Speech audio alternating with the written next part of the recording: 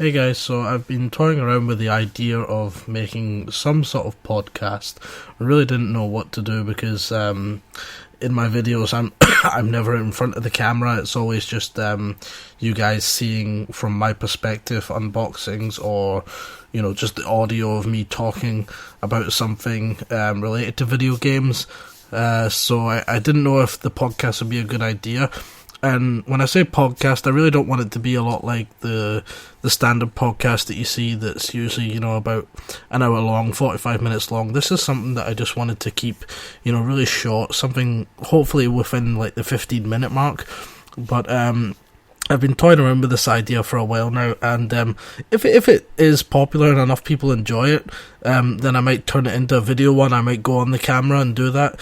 I can get a little setup behind me with like the games and some sort of art and stuff, and we can make it a bit more like what you're kind of used to seeing on YouTube and stuff. But for just now, I just thought it'd be good to bring it in this way where it's just me chatting. And really, my idea was just to create this little kind of mini podcast thing where I talk about 3, 4, maybe 5 different topics in gaming or related to something close to the gaming kind of world and news, and something that have interested me in the recent weeks, or just stuff in general that I'd like to talk about with you guys, or even stuff that you guys suggest to me that you'd like to hear me talk about in the comment section.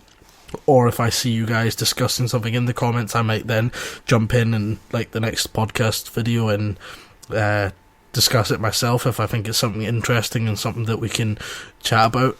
So the topics I kind of wanted to choose for the first one are 4 topics. 2 are Nintendo related, just about the closing of Club Nintendo and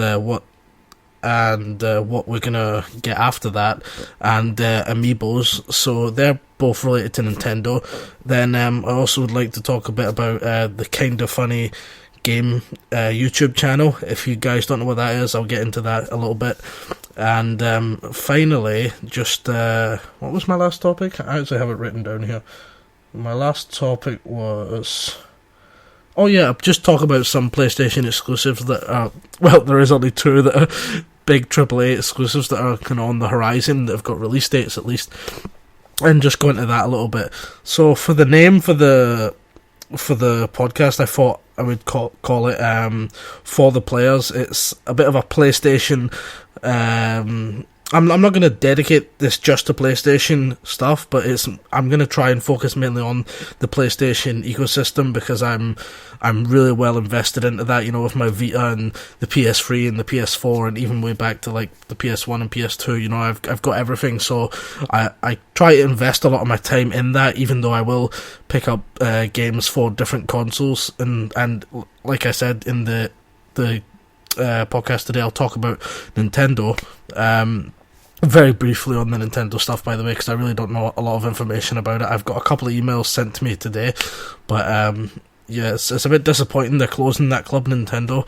But yeah, so if you guys don't like the name, there's still time to change it. I can edit the videos and go back and edit this one after it's been uploaded and change the name if you guys can suggest something better. But for just now, I thought For the Players is a good podcast name, because what I've noticed this generation, I said this in the previous video there, the Dino Crisis video, I didn't touch too much on it, but at least Sony and Microsoft, I've noticed this. Nintendo, not so much. But these big companies have really started to listen to what the gamers want and what the customers want. It's not enough just to put something out now and expect it to be a success. They really, really do need to start listening to us, and the best evidence of that is with Microsoft and the launch of the Xbox One, and how they had to redo all of their thinking with that console. And I think For the Players kind of sums that up pretty well. It's for us.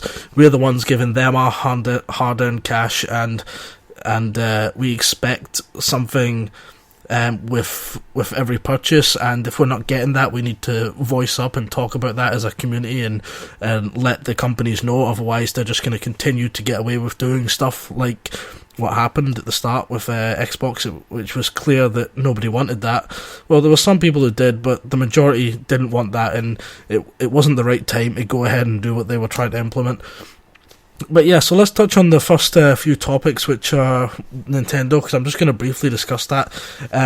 Club Nintendo has been given a closing window. I think it's closing by the end of the year, because in the email they sent me, they said they hopefully want to have whatever's going to replace Club Nintendo up and running by the end of the year. So I'm assuming that would mean that Club Nintendo will be completely closed by then. I don't know as of just now, because if I can go on just now and even redeem anything, because I have a couple of stars in my account. And actually, I should probably explain first to anyone who doesn't know what Club Nintendo is. Club Nintendo is basically whenever you buy a first party Nintendo game, like a Mario game or a Zelda game, or a console, 3DS or something, you get these little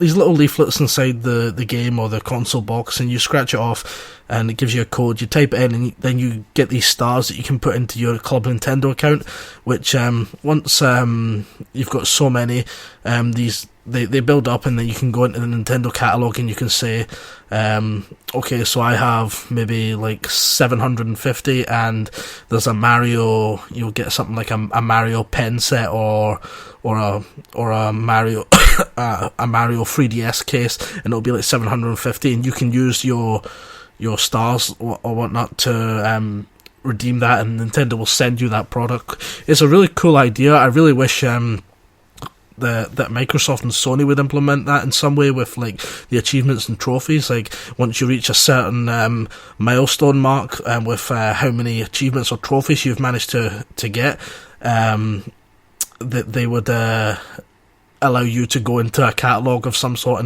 and they could send you something like the soundtrack to the Master Chief Collection or something. Wouldn't that be awesome if with every if you like totally max out the achievements for the Master Chief Collection, Microsoft will send you the official soundtrack. Wouldn't that be great? That'd be amazing. So I've always hoped that they would do something like that with Microsoft and Sony.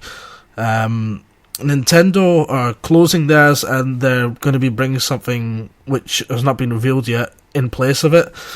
Now I've got, as you can see, I just bought a bunch of Nintendo Wii U stuff, so I was hoping to pretty much use all of that, save up those stars, and get something really good off the store, which doesn't look like it's going to happen now unless I move quick.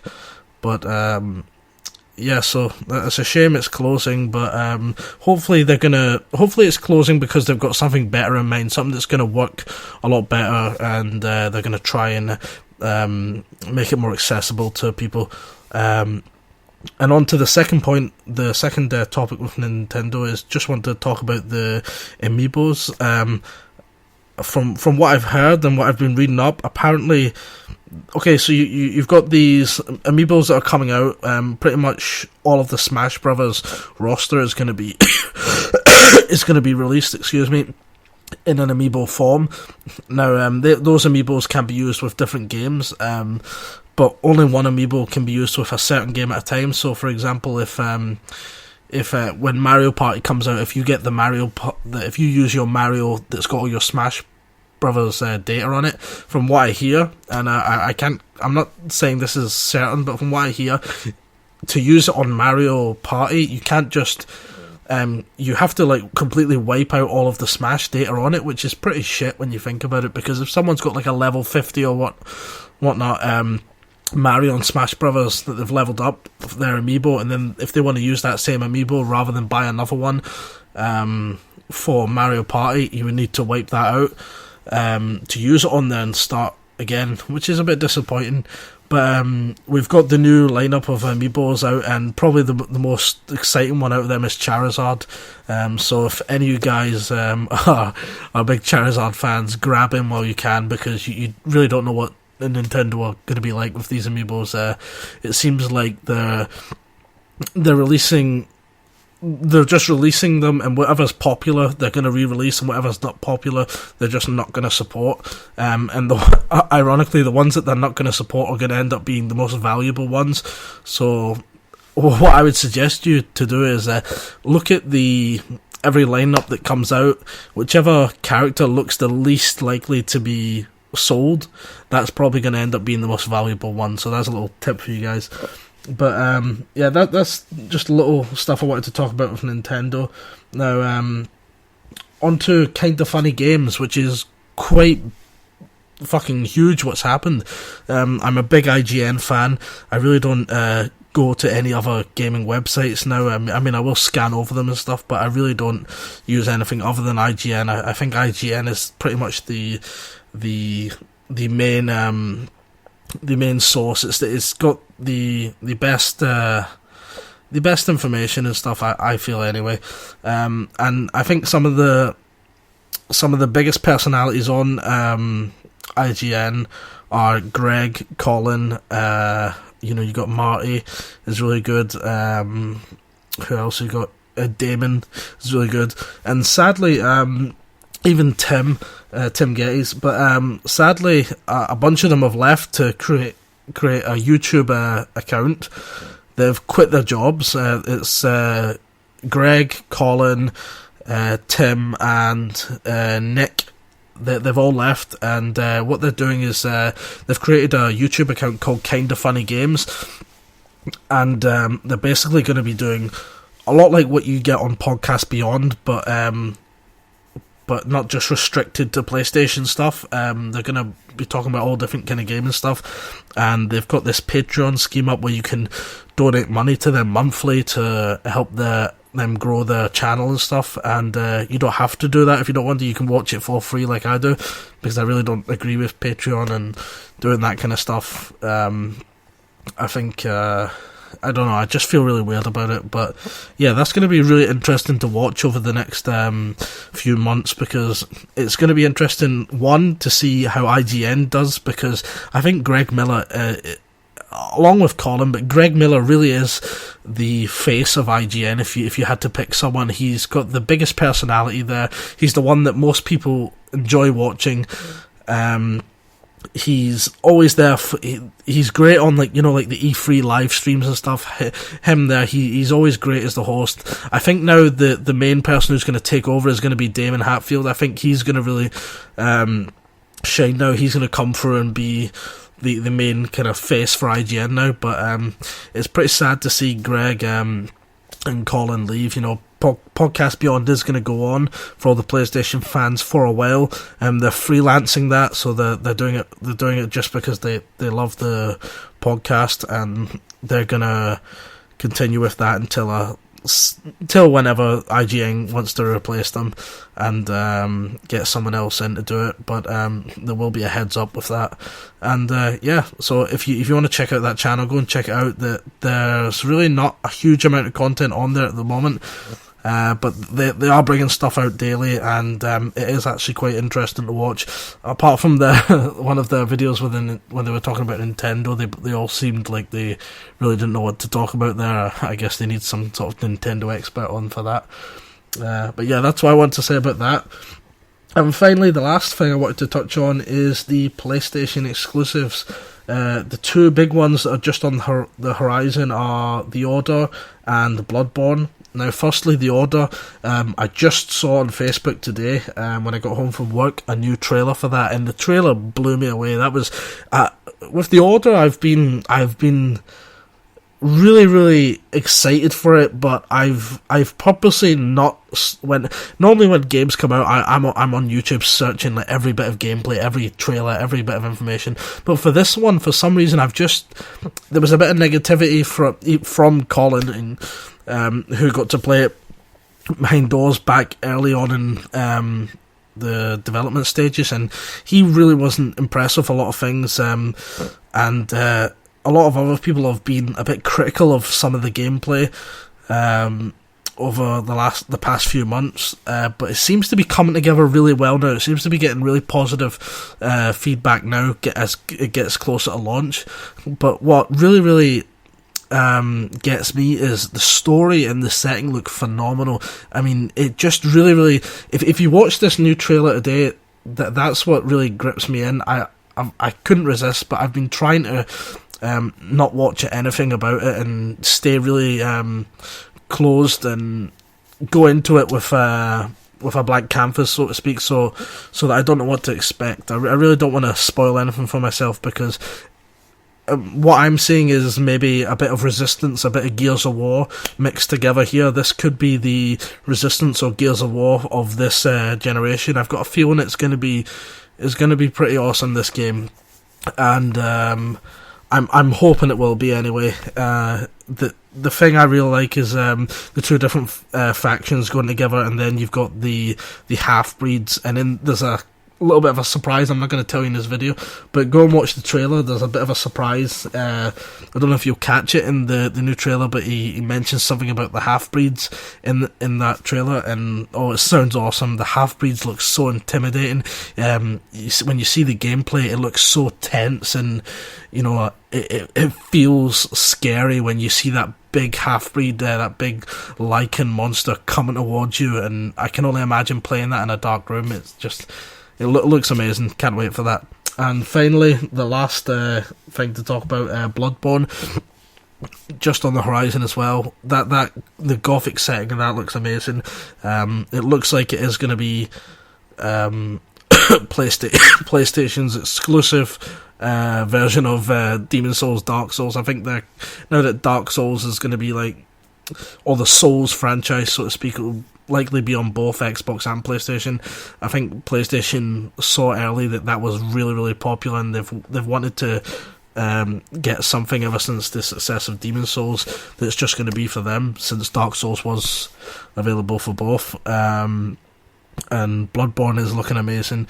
I got a chance to play... I got a chance to play the beta alpha, whatever it was.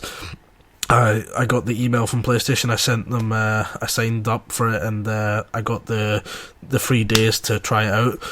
And from what I can tell you is it's definitely a lot of fun, and really, really excited for that game as well. And I think that's it for just now, because I don't know how far we've gone in. It looks like, oh Jesus, 17 minutes it looks like we're going on.